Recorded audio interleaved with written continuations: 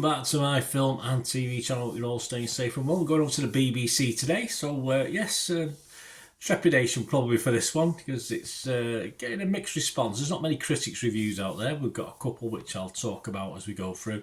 We're going to look at something called Dope Girls. Yes, a very modern style of thumbnail for this one, etc. from the sources, and also a very modern style of presentation on screen as well. So it's mixed that historical side, that historical period drama stuff with a bit more modern uptake, which BBC have done a few times recently with different things. We'll talk about a couple in a minute. It's a 6-part fictional historical drama television series based on the book Dope Girls, The Birth of the British Drug Underground, 1992 by Marek Cohn. Sounds true, this, doesn't it? But it's not actually based on true characters or events, this one, so we'll talk about that. It's set in early 20th century Soho after World War One. The characters and events in the series are based on the lives of Kate Merrick, Billy Carlton and Edgar Manning. And as World War One ends, housewife Kate Galloway sets up a nightclub in Soho to support her daughters. Kate must contend with a dangerous gangster family and the police, yes, the corrupt police, to survive.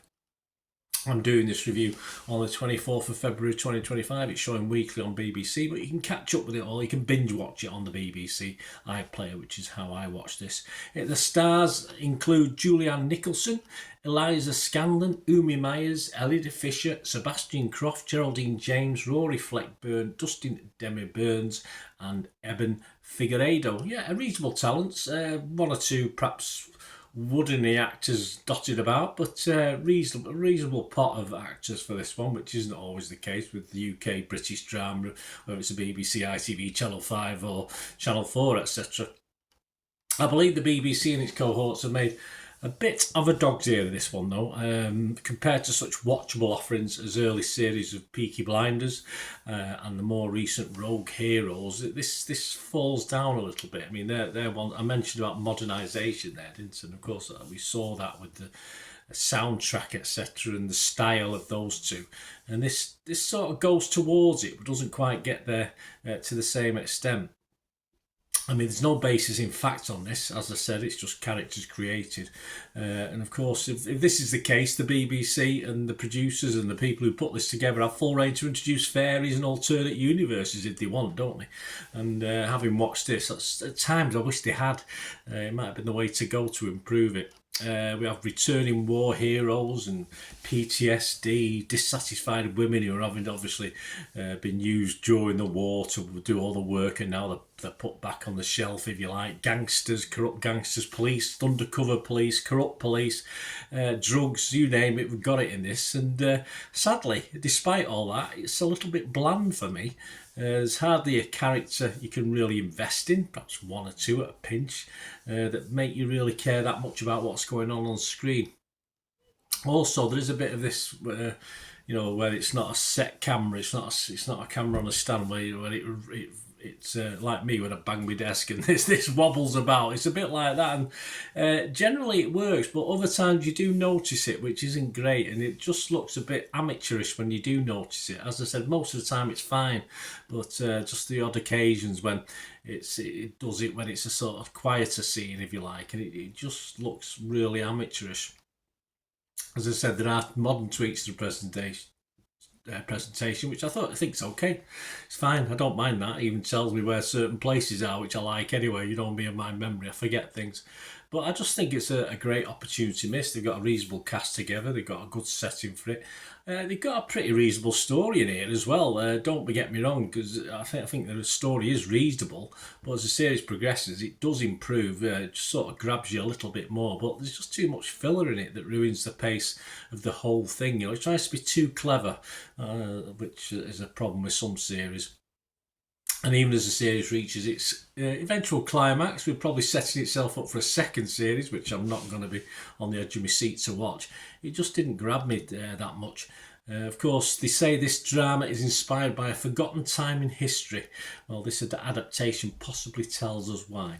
So I'm fairly negative. I'm not going to be a total downer. As I said, there is a bit of a story in here, but it just gets lost in the morass. And I'll read out a couple of the critics who are a bit mixed on this one. Rebecca Jones from The Guardian, she gave it 3 out of 5. So not bad score, 6 out of 10 equivalent. She said, this fun, gory tale of women trying to set up a nightclub in 1918 Soho underworld is lively, even if it tries to cram too much in. Shame about the ropey vocal affections. Yeah, didn't bother me that much, that one. Dope Girls is in no way a bad series. Its ambition is entertaining. It's hard to get bored. I sort of did, especially when the crime, perhaps because I binge watched it as well. I think if I watched it weekly, it might have been a little bit better. Anyway, she goes on to say, its ambition is entertaining, it's hard to get bored, especially when the crime really gets going. If it's skewed towards a younger audience, then it certainly doesn't skimp on the brutality or the gore. Limbs are severed, tongues are removed and eaten, and you wouldn't want to guess where a hairpin ends up. It is fun, gory and lively, then if a little too in love with its own reflection. Yeah, did I say it's up itself? I think that's the same way of saying that, isn't it, from Rebecca? Yes, it can be. Vicky Jessup, though, she loved it. Evening Standards, she gave it 5 stars out of 5. She said the end result is something as desperately addictive, seedy and glamorous as the lives that these real women led. Say hello to your newest obsession. It's certainly mine. It's not mine, Vicky, but glad you liked it anyway. And again, another middling score, 3 out of 5. So an okay score from Phil Harrison. Let's get a male perspective from The Independent, of course, because you've got another strong women's series here where the men are just pathetic, in fairness, and it seems to happen a lot these days. But perhaps we are, simple as that. Despite Peaky Blinders comparisons, Phil said, this tale of crime and debauchery in post-First World War Soho doesn't quite find its voice. Throughout, there are hints of scandalous richness and never quite materialises on screen. Dope Girls never quite puts it all out there, never quite sings. Visually, there's mild trippiness. He said the flat-out derangement demanded by the subject matter. Yeah, they sort of take drugs and you expect it to get all Larry, and then it just glosses over it and we get on with the story. Eventually the show feels like a lavish curiosity fun, but with an undertone of missed opportunity.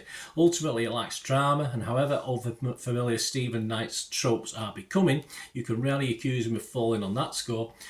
Despite their wild autonomy, these rough diamonds never quite find a poetry to call their own.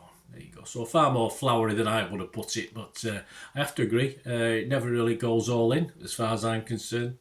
It touches upon things and switches, never really drills down into the stories or the characters to make you fully invest in the whole package, the story or the characters themselves. Let's have a look at the scores. All I've got is Internet Movie Database, and there's only 112 scores as I'm recording this on the date 24th of February, and it's getting just over 6.6. It's getting a 6.1, so that's okay, that's fine, it's alright. I couldn't heartily recommend it, which means I'm just going to give it a score of 5 out of 10, which means it's alright, it's not a total disaster. I'm not going to wait on the edge of my seat for Series 2, definitely not. As far as Rotten Tomatoes, I would probably be 52-48 in the favour of it being rotten, so I'm going to be rotten on this one, but I will be mixed on Metacritic because I'm not going to be totally positive, I'm not going to be totally negative on it. It had its moments. I just thought they'd probably been a bit more routine in the storytelling. As I say, I think they tried to be a little bit clever on this. That's my thoughts anyway, guys. Let me know your thoughts. It's great to hear them. Let me know in the comments below, or you can contact me through my socials, of course. And if you like what I try and do on the channel, as I say, it's not just about my views. I try and give you a cross-section as well to sort of give you better information to base whether you perhaps want to watch it or not. So that's great if you get to watch all my stuff and you're interested and you want to support me. Membership is growing really well at the moment, but there are other ways to help support the channel as well. And if you can do that, just stay watching and listening.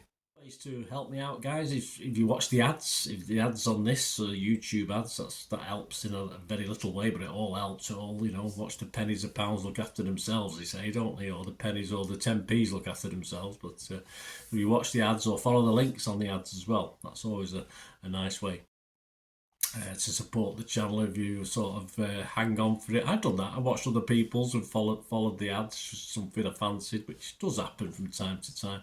Of course, you can support me by pushing that subscribe button as mentioned earlier, and that's of course pressing the button so you know when these vlogs are coming out. And of course I'm always interested in your opinions, and of course if you can give us a like, that'd be wonderful as well. So thanks for watching, guys.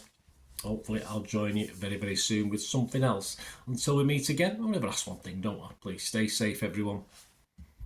Bye for now.